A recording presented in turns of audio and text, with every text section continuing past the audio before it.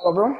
My name is Hernandez, and the phrase "an eye for an eye" or "a tooth for a tooth" goes as far back to not just any nation in the world, but to the first civilizations in recorded human history, ancient Mesopotamia.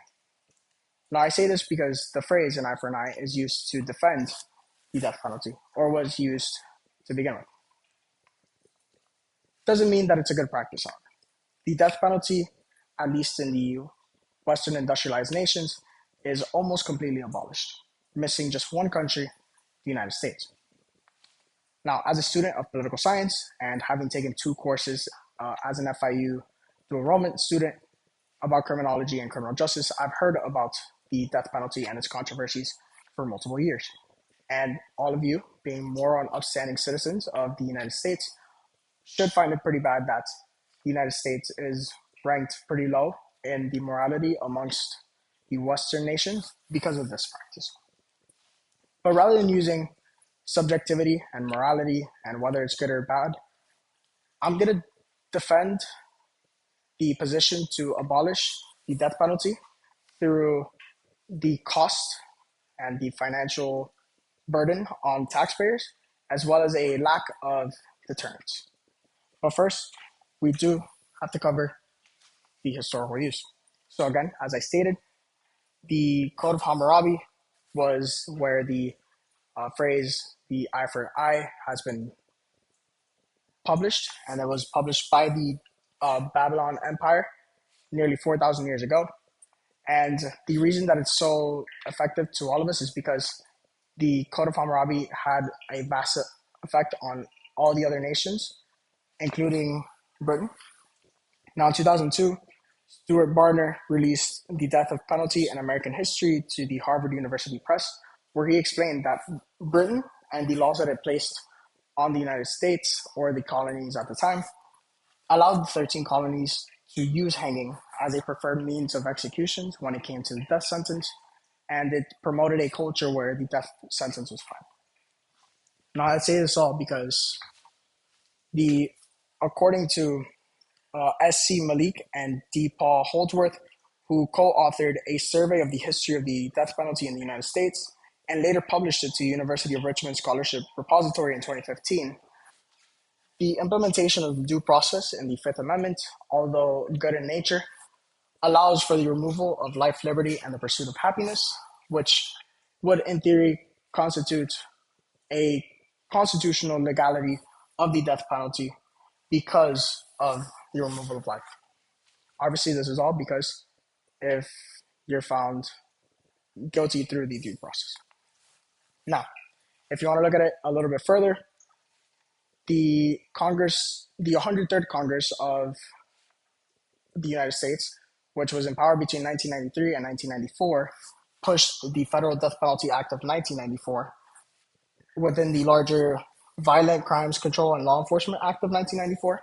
And this law extended the death penalty in the United States to over 60 crimes, at least federal crimes, ranging from drug trafficking, espionage, treason, and murder. So rather than going backwards to a more life-based prisons, we are going to death penalties. Now, this doesn't mean that it's good. We're going to start first with the cost of the death penalty. When you are found eligible for the death penalty, you are housed in a specific area of a prison, which is more monitored than the normal population and require more prison guards, which means more costs for a smaller number of prisoners. And as of 2015, which was a year prior to the publication of Torrin McFarlane's The Death Penalty versus Life Incarceration, a financial analysis to the Sun Kohana University Political Review in 2016, the cost to hold a death penalty all the way through the term is $1.12 million more than just housing the prisoner in a life incarceration. And that includes over $100,000 in the preparations for the death. So anything from the drugs to the final meal and bringing family and friends together. But it's not only just the cost about the deaths, it's the court costs as well. When a prosecutor moves to find death penalty as an eligible option, you now have to go through a costly trial. And if found eligible, you are automatically included into an appeal process, which not only costs you money, but it costs the state money, and it takes years, if not decades, to complete. For example, uh, an example that was written by George F. Ullman, who published Death Penalty Appeals and Habeas Proceedings, the California Experience, to Marquette Law Review in 2009. The California case of People versus Bergenger has cost the state $3.7 million more than it would have cost to just put the prisoner in life incarceration. And this is due to the appeal process that has allowed retrial after retrial after retrial and appeal upon appeal upon appeal. And even though this is not in the federal system, it's in a state, California has a very similar system to the federal system, which means that at some point this could happen.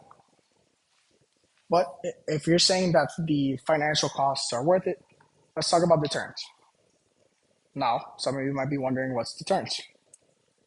Raymond Pasternoster, How Much Do We Really Know About Criminal Deterrence, which is published to the Journal of Criminal Law and Criminology in 2010, talked about the first explanations of deterrence being by Cesare Beccaria in 1764's On Crimes and Punishment.